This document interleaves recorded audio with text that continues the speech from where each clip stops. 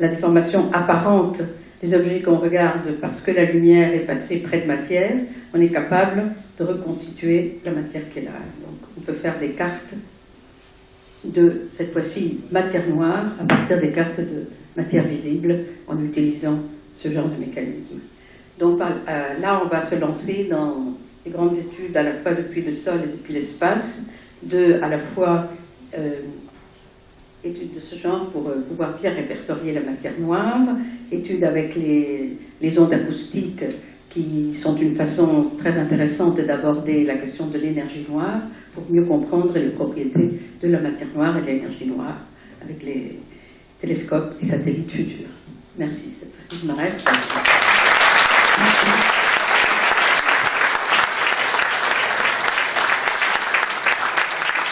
Merci beaucoup. Je suppose que vous avez plein de questions, alors n'hésitez pas à lever les bras. Moi j'en ai une pour commencer. L'univers, alors fini ou infini, d'après vous? D'après moi, je n'en sais. Ne dites pas ni l'un ni l'autre. Non, ce que je peux dire, c'est que évidemment l'univers observable est fini, ça nous le savons. Oui. Il y a un horizon que nous connaissons bien. Et ensuite, aujourd'hui, vous savez que les questions philosophiques sur l'univers est-il fini ou infini, et surtout y a-t-il un début et une fin, y a-t-il, etc.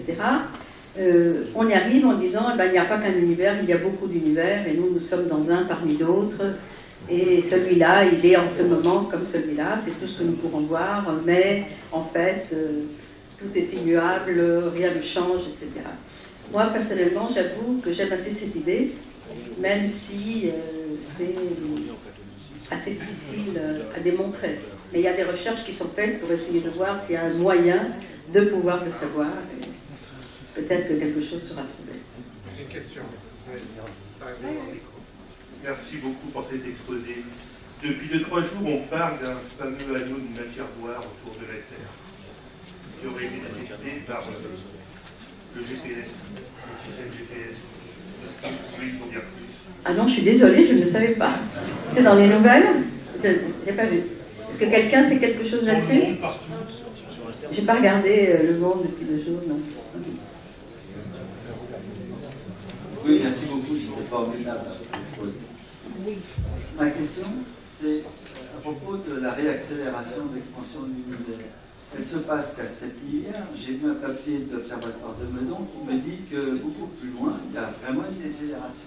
Donc la réaccélération de l'expansion, on ne la voit pas avant 7 milliards. À 7 milliards d'années, à 7 milliards d'années, on la voit. Et après ça, au-delà de 7 milliards jusqu'à 13 milliards et quelques années, eh bien, il y a une décélération.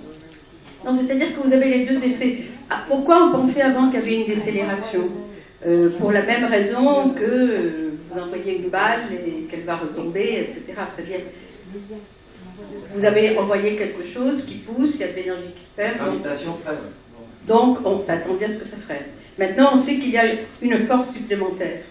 Mais la force qui freine est toujours là. Donc, il y a une période où la force supplémentaire gagne, mais ensuite, le freinage va gagner. Donc c'est bien une réaccélération seulement à 7 milliards. Oui, donc exactement. Donc, c'est pas une réaccélération. Pas de l'accélération et au-delà. Non, c'est surtout plus... C'est ça, avant il n'y avait pas, c'est ça. Et puis plus tard, on ne sait pas bien, ça dépend évidemment de cette fameuse W. Enfin, on essaye de savoir justement comment elle va varier dans l'avenir. C'est justement ce qu'on essaye de mesurer. Effectivement, par le passé, il y a eu toute une période de la décélération gagnante. J'ai une deuxième petite question.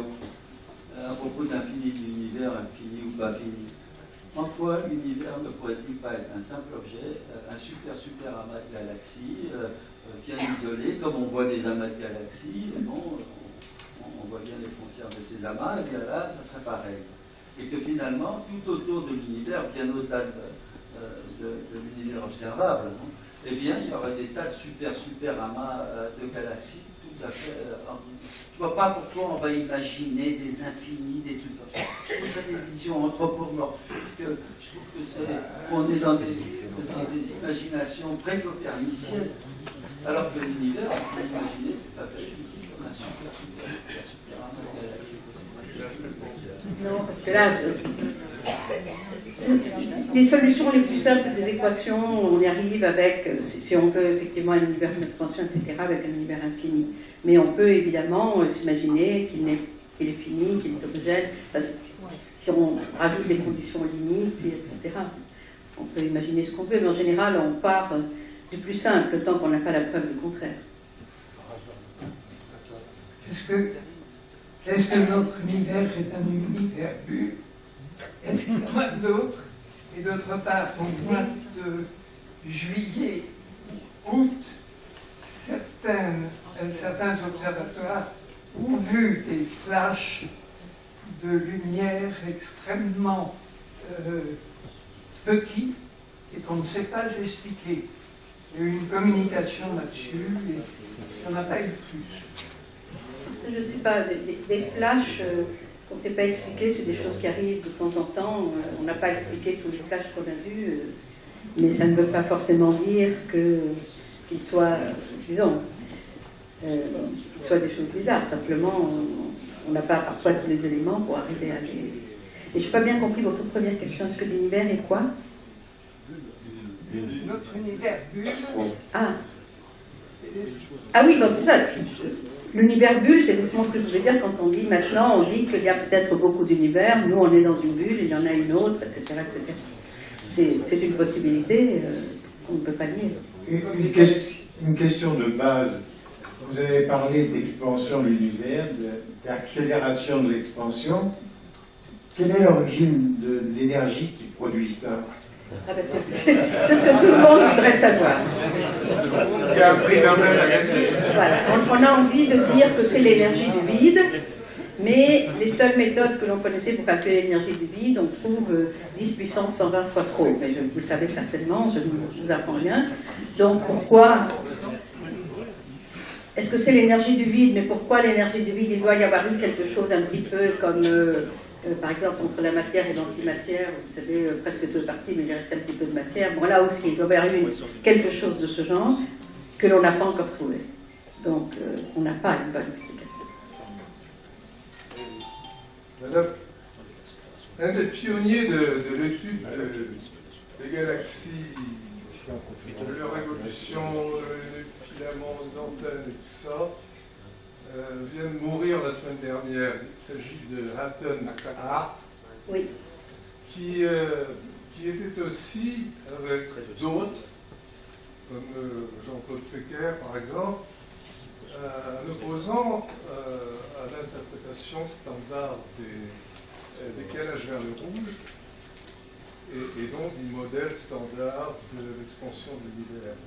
Alors, est-ce que ce modèle standard a définitivement liquidé cette opposition, ou bien est-ce qu'il y a encore des jeunes astronomes qui travaillent sur d'autres interprétations que l'interprétation standard des redshifts?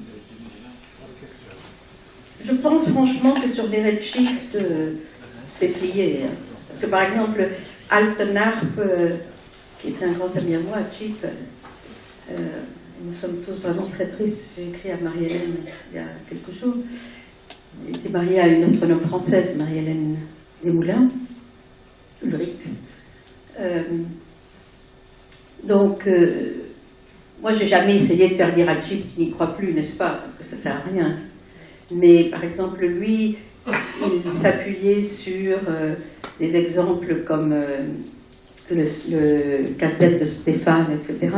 On s'est aperçu par la suite que quelques-uns de ces exemples, c'était un problème de miroir gravitationnel. Et donc, il prenait des objets qui étaient en fait des images gravitationnelles pour des vrais objets. Et donc, il trouvait que ces objets ne pourraient pas être ensemble par hasard, etc. En fait, on les voyait si proches l'un de l'autre parce que la gravité de l'un avait changé la forme de la lumière et avait fait apparaître l'autre très proche, quelque chose comme ça. Donc, pas mal de cas particuliers qu'il a étudiés se sont résolus avec les antigravitationnelles. Et puis, je vous donne un exemple avec les supernovas de type 1. C'est vrai qu'on a trouvé une petite différence entre les distances que l'on mesure avec les chandelles standards et les distances que l'on mesure avec le redshift, qui nous ont amené accélération de l'expansion de l'univers, mais c'est une petite correction. Grosso modo, le décalage vers le rouge donne toujours quand même au premier ordre la distance. Donc, s'il avait eu raison, on aurait trouvé complètement autre chose avec une autre méthode. Ce n'est pas ce qui est arrivé. Donc, je crois que plus personne aujourd'hui ne met vraiment sérieusement en cause que le décalage vers le rouge marque la distance. Une autre Enfin, question. au premier ordre. Bonsoir madame, merci pour votre exposé. Vous venez de, je prolonge un petit peu la question précédente. Vous nous dites que la gravitation influence la trajectoire d'un rayon lumineux, on comprend bien. Comment peut-on être sûr alors de l'image à z égale 1000 du fond diffus cosmologique? Est-ce qu'il n'a pas été